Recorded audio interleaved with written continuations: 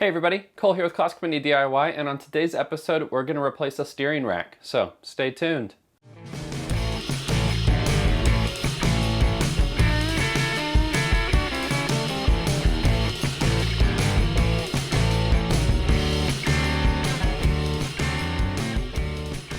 So, that's right, I'm finally going to be replacing a steering rack on Classic Mini DIY. Now, I've been putting this off because my Mini didn't need a steering rack replacement, and the job itself is pretty frustrating, so going to visit somebody and replacing the steering rack, I just wouldn't really have enough time unless I stayed over there and, spent a good bit of time filming and everything. So realistically, I haven't been able to film this for you guys. But you guys might remember a little while back, somebody ran me off the road, damaged a bunch of my suspension components. I thought it was resolved. Turns out the steering rack is also damaged. I got it aligned after all the suspension stuff was replaced, and it's just it's not right. There's something just not right down there.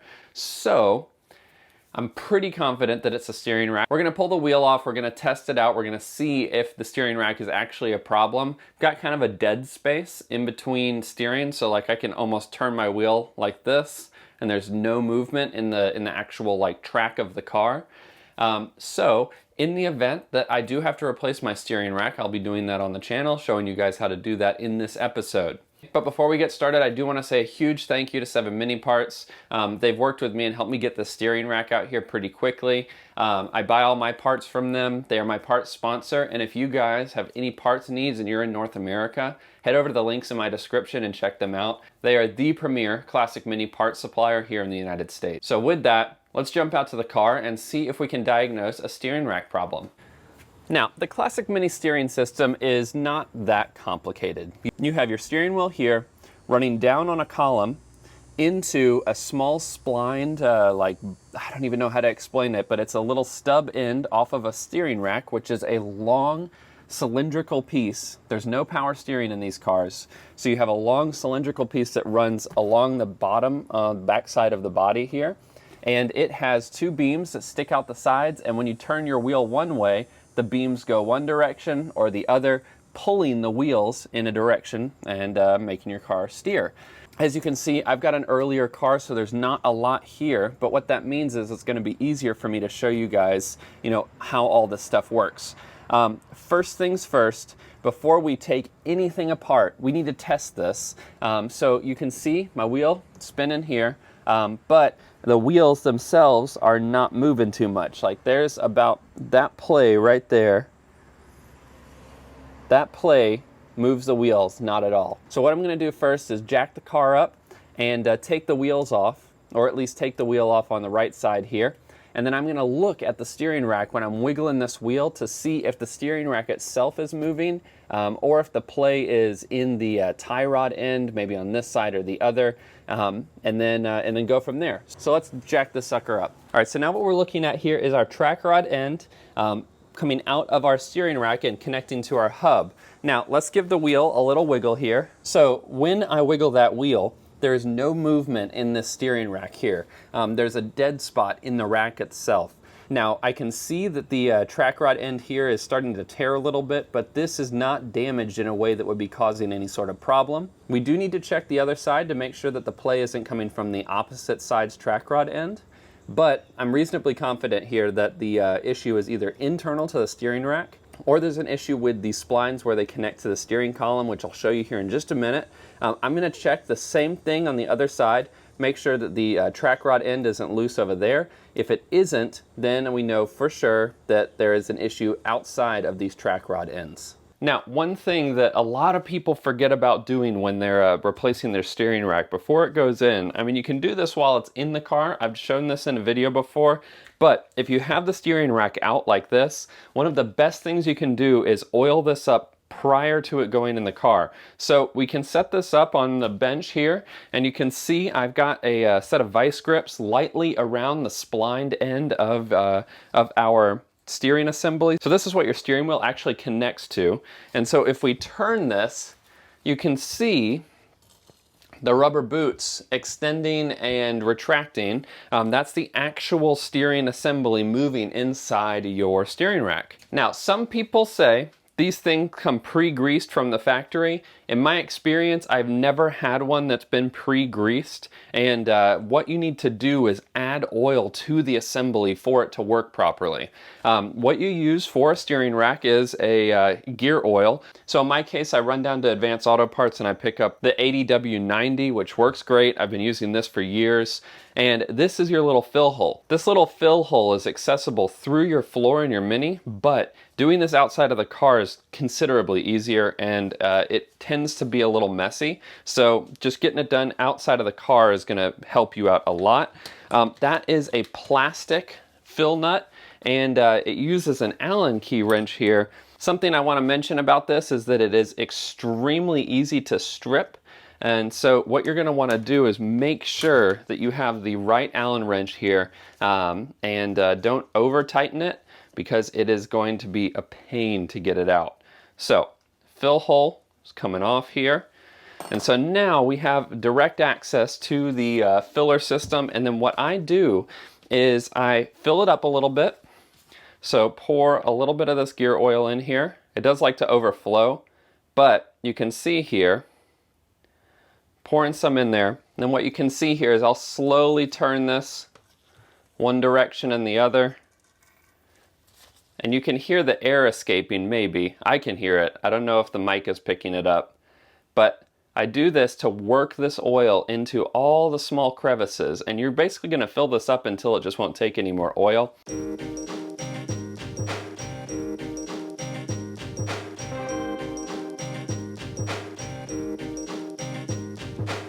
So you can see here it overflowed a little bit, and this is what I'm talking about. It really is a messy job. This is something that, you know, you'll end up with oil all over your suspension components, your exhaust, while filling this up when it's in the car. So that's why it's so nice to be able to do this on the bench, where you can make a mess like I'm doing right now, and not have to worry about it too much. So I've reached a point where it is just not taking any more fluid, which is great. I'm gonna clean this up a little bit. I'm gonna go ahead and reinstall my service point. And so now the steering rack is ready to be installed in the car. One thing I didn't show you guys here, but it is a good opportunity to kind of illustrate this. You can see this end is much more compressed than the other right now. That means that this side is at full lock and this one is not. There is a small hole, so when you have this in your car, you're going to have to take this filler back out again, and there's a hole in the actual shaft of your steering system that you can actually stick a post down into. It'll hold it in place. And so what that's made to do is center your steering rack so that when you're aligning it, it makes it a lot easier. It centers it into the point where both wheels should be pointing straight forward. Granted, when putting in a new steering rack, your wheels probably will be a little cockeyed one way or the other if you didn't make note of the measurements on your tie rod ends before doing this. But with this, I'm going to clean this up a little bit more, and then we can head back out to the car and install this sucker. So let's get going. Now once you've checked both the tie rod ends, made sure that they are not the culprit of your kind of sloppy steering, the next is to check your steering column here. Now at the bottom of your steering column there are splines, and they meet up with the actual steering column, and that's what helps slot it into place and then keep it from spinning, so that it can rotate the steering rack instead of just spinning on a nub down there on the floor. Now for this part it's not too difficult, but you do want to make sure you disconnect some of the stuff up here before you remove your steering rack, and that way we can get down here and look at the splines. So first thing we need to do is remove the carpets so that we have a good look at all of the bolts and nuts down here, and then we'll dive into removing the column itself. So let's get doing that. Now I do have a little moisture accumulation down here, which is not ideal. I guess it might be just pockets of moisture. I don't really know how water could get in here, but if you guys have any ideas, it could, I guess, be coming through here. That does look pretty gross. So actually, you know what? It probably is coming in right through that steering rack. But what you can see here are the bolts for your subframe mounting. Now this is the way the Mark I mounts. It is very similar in the later model cars, but you do have a rubber mount that goes in between the body of the car and your subframe. In the Mark I's case, you only have the bolts straight through the subframe and straight through the floor here. Additionally, you have the steering rack bolts, which live here, and you can see right over on the other side. We'll get to those when we're actually removing the steering rack, but for right now, we're gonna rotate our wheel here so that this is straightened out, just so it's nice and easy to get to the bolts. There is one bolt that goes through right here, and that is gonna disconnect the steering column from the actual steering rack. You have your drop bracket right here. This connects it obviously to the dashboard, and then you have all of your wiring inside here. So I need to take these covers off first and disconnect our wiring, then we can get to actually pulling the column off.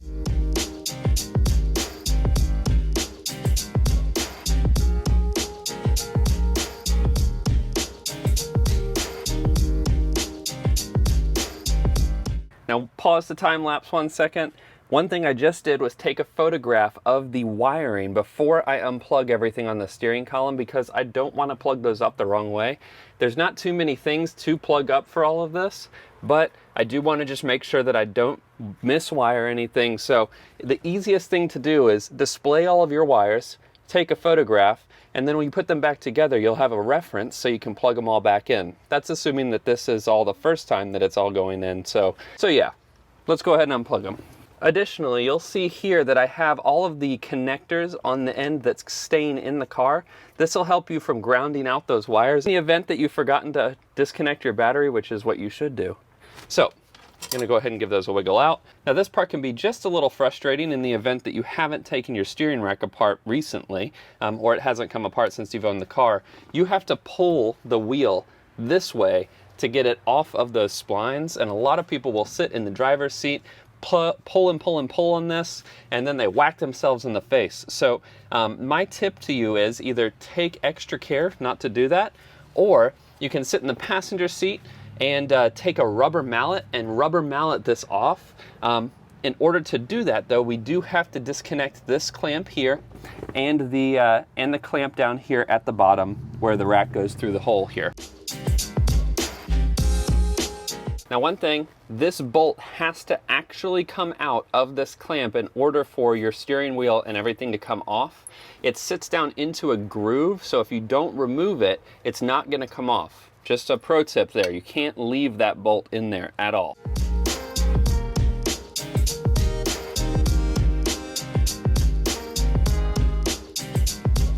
All right, so now we have our steering column out, as you can see, which is great. Came out pretty easily, not too many problems here.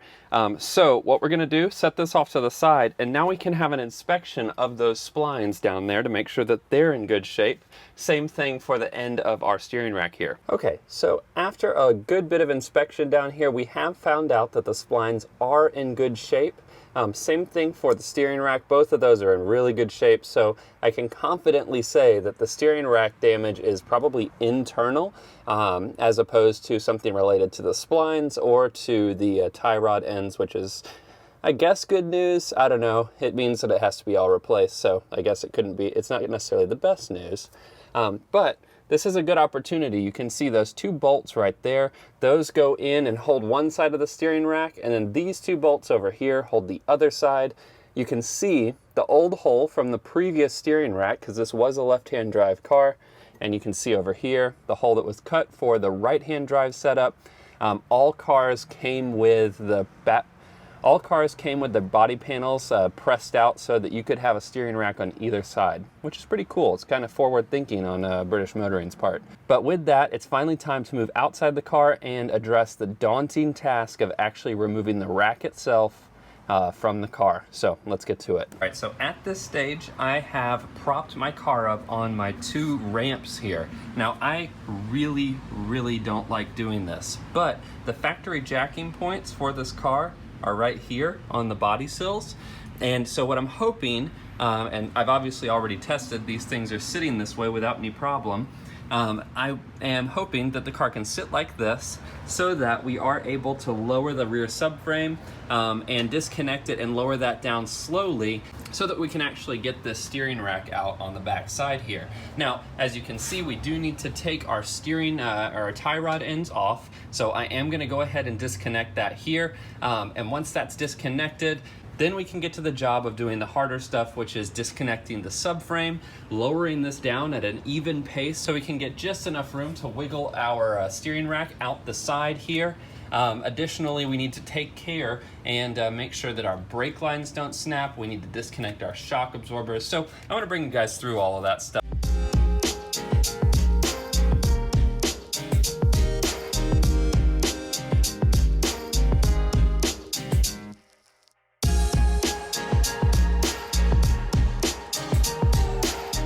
Now, one thing I do want to keep in mind here is that we need to figure out how far on these tie rod ends are to our steering rack as it sits now.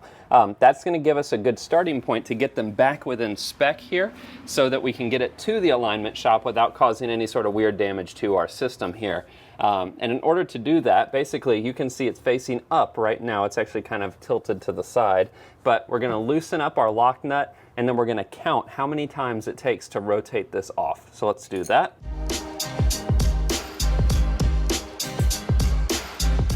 All right, so 1, 2, 3, 4,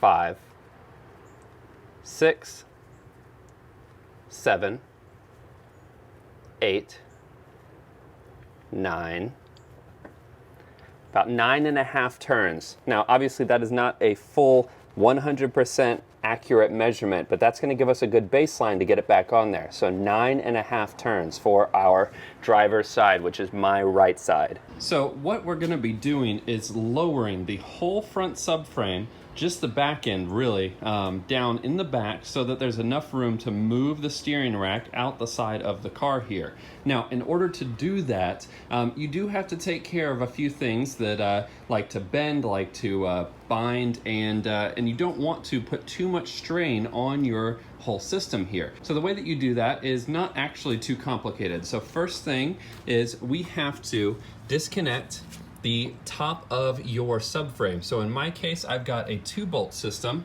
As you can see here, that is the early style subframe. Later styles have a single bolt on each side. That will get disconnected. Keep in mind that you absolutely must have the engine supported. This is what's going to allow you to lower the whole subframe at the same time. So make sure you get that supported with a jack. Usually I put a piece of wood or some fabric in between so it doesn't damage the paint if you have any on the aluminum, or it doesn't mar it. After you've disconnected those 2 front bolts, you are going to want to take extra care, take a look at your brake line. In my case, I have a little bit of extra copper line right there, so I do have a little bit of play, which is good. I'm very thankful for that. I do have a little bit of play, so I can lower it down a bit. We do have, on the front of the car here, you have 2 bolts that mount into the front bumper. Those will need to be disconnected. And then just take a good look at everything in your engine bay here, because with all of this coming down, lots of stuff, obviously your subframe is not supposed to come down much, or really at all, when the car is all put together. So it's something that you're gonna need to watch as you're lowering it. Really look around the front of your engine bay here and make sure that nothing binds. One place that you might see binding is underneath your carburetor right here. If you have an HIF 44 or some of the larger carburetors like mine is right here, I do have a good bit of play underneath the carb, but in some scenarios you may need to remove the carburetor in order to get the steering rack out. So just keep that piece in mind. But with those bolts disconnected, we can move into the car. And like I said earlier, you do need to disconnect the back subframe bolts right here, and then ultimately we'll be removing the actual steering rack with these 2 bolts. So first things first, let's start disconnecting bolts in the engine bay. So first we're going to start by supporting the engine itself using a jack, just like this. Then we're going to start removing all of the bolts I mentioned just a moment ago. This does include the subframe bolts at the back side of your subframe going through the floor. You can see we're removing both sides here. Additionally, we're going to need to remove the bolts on the front of the car. This is where the bolts from the front of the subframe go through the front bumper and are supported. Those are often overlooked. All right, so the subframe has been lowered ever so slightly. I did not disconnect the shock absorbers because I think that they're gonna work great as kind of like a little bit of a safety here. But what you can see here is there is a little bit more room for me to get this steering rack out of the back. So really all we gotta do now is finagle this sucker out of here. In order to do that, you gotta disconnect the U-clamps, the U-bolts on the inside of the car. I'm gonna jump in and do that real quick. I pointed out those bolts again, so I'm gonna let you guys skip that, and then we'll get this out.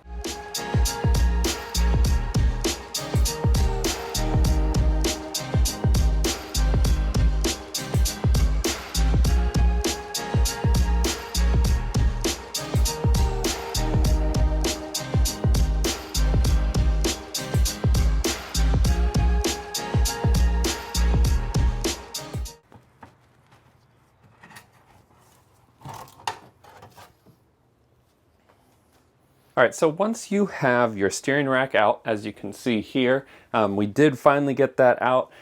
I do want to mention a few things. I did end up having to disconnect the shock absorbers, and then I ended up having to loosen the exhaust as well as disconnect the shifter. So everything was free and it could kind of fall down a little bit farther. That allowed me to get the old U-bolts out. So you can see here, this is the old steering rack. It's quite nasty, quite dirty, but it did its job for all those years. So now it is finally time to retire it. The only thing off of the old steering rack that you will want to keep are the lock nuts if you didn't take those off. I didn't remove mine before I removed the rack, so I had to take these off. Those will help lock in our new tie rod ends. So let's take this off the table, and I'm going to show you guys here on the bench how this all gets connected up, your new steering rack, how that gets connected up, because it is a little bit difficult for me to show you under the car. And then what we'll do is we'll head back out to the car, reinstall the steering rack, and then dial in the alignment, which I am going to cover in a second episode. I am going to show you guys how to set up your steering. It's not a full alignment, but it is going to be setting up the steering after you install a steering rack like this. That'll be in another episode after this one. Now, first up, we have our two U-bolts. Now, these are the old ones. Obviously, these are the new ones, looking much nicer. You are going to want to align these, see how they sit, see if they do match up. Because it is very difficult to get these in if they're askew or if they don't match up properly. So you will want to replace the U-bolts. I always get new ones just because these, there's no reason to keep them. They're really inexpensive. Second thing you'll need that a lot of people forget, there is a plastic washer. Now what this does is it goes on your U-bolt here, just like this. And what this does is it helps prevent any sort of squeaking, annoying noises, anything like that from your steering rack to the bolts. It's something that a lot of people leave out and they think, oh, well, this thing is really cheap and crappy and I'm not gonna put that on my car. It's really worth it. This is gonna help prevent squeaks and rattles as you're driving down the road, which is always a plus in my book. And then finally, what had perished on my car was this rubber mount here. This goes over where your steering column goes through the floor. And this creates a weather-tight seal so you will not have any water ingress, no grossness getting in like mine had. I actually had water pooling in my floorboard because this hole was not sealed.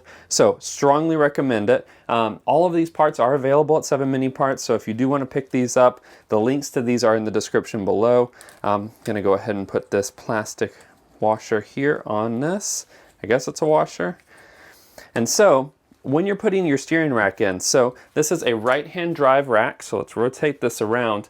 It's going to come through the floorboard basically like this, with this at a slight angle. Now you're going to want to rotate it into place when you're putting it into the car. It's going to make it a lot easier.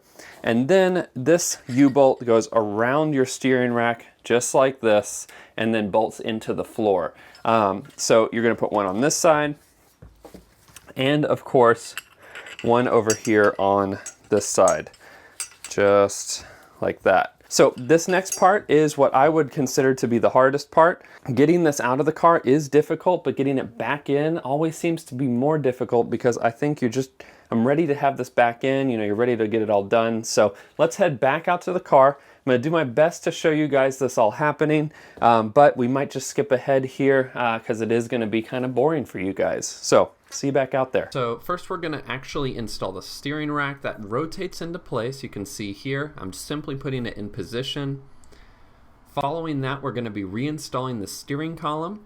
That slots down on those grooves, and we're gonna wanna make sure that we line it up with the notch in the rack so that that bolt can go through. Finally, you're gonna separate this a bit and lift this up into place where a single bolt will go through that drop bracket and allow the steering rack to mount to the body.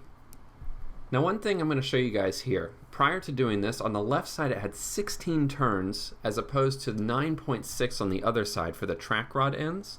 What I'm going to do is center the steering rack with that notch that I was mentioning before when we were putting oil in, and I'm going to normalize the distance that these tie rod ends need to go on, because really they should be even. So what we're going to end up with is 13 rotations on each side. Okay, so now after having seen the diagram, what we're going to need to do here is reinstall our tie rod ends. And this process shouldn't be too difficult.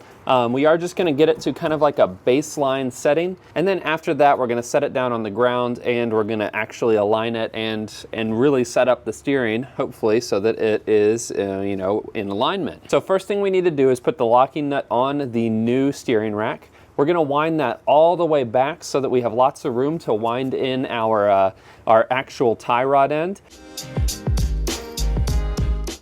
All right, so with our locking nut all the way down on there, we're gonna put this on here. Keep in mind that this goes this direction. Most tie rod ends go down into the top, but it in fact needs to come up from the bottom. It is a bit counterintuitive, but don't worry, that is the way you do it. You will begin to tighten this on here. 1, 2. All right, so now we've got that on there, 13 turns. And we'll go ahead and allow it to meet up with our actual hub, just like that. And I am gonna go ahead and tighten this sucker down here.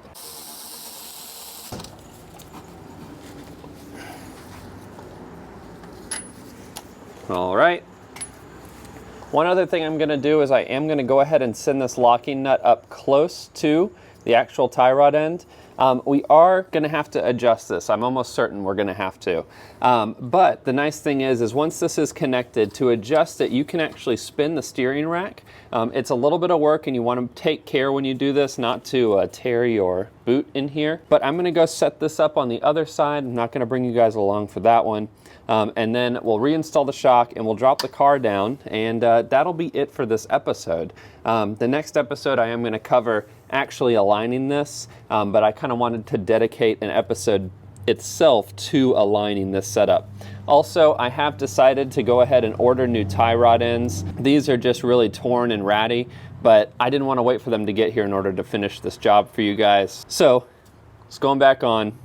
We'll address that later. All right, ladies and gentlemen, so that wraps up the steering rack. I know that it was a long video, and I'm sure that I didn't hit every single detail. I did my best to cover the main things, but if there's anything you think I missed, feel free to post it in the comment section below, and I'll create one pinned comment that will have all the additional details that you guys might want to provide. Also, another reminder, thank you so much to 7 Mini Parts for helping me out getting the steering rack here quickly. It really helped me out. I did want to get the car all put together for CMU, and ironically, I did get the car put together for CMU, but I ended up driving a moke at the end of the day. I'm gonna share that event coverage with you guys probably in the next couple weeks. It takes me a little while to get through and edit all this stuff. Also, a huge thank you to all my patrons. You guys really make all these videos possible. You make possible the forced induction engine that's coming up, and the gearbox rebuilds, the engine rebuilds, all this stuff. It's really because of you guys, so thank you so much. If you feel like you want to help contribute to the channel, any dollar amount, head over to my Patreon. It's patreon.com/classicminidiy. On the next episodes, we're gonna tackle this gearbox. We're gonna get the diff assembled. As you can see, it's a bit of a mess right now. This is what it looks like when I'm in the middle of filming something. I have a huge announcement associated with this. That's probably going to come early November, so keep an eye out for that. I have so much information that I want to share with you guys on this, but I can't yet. So if you want to see sneak peeks around what's going to happen with this, head over to my Instagram, Classic Mini DIY 59, and you can get all sorts of updates, see what's going on with this, and get some insider information on what's going to be happening. But you guys know the drill. Until the next time, enjoy those minis and motor on.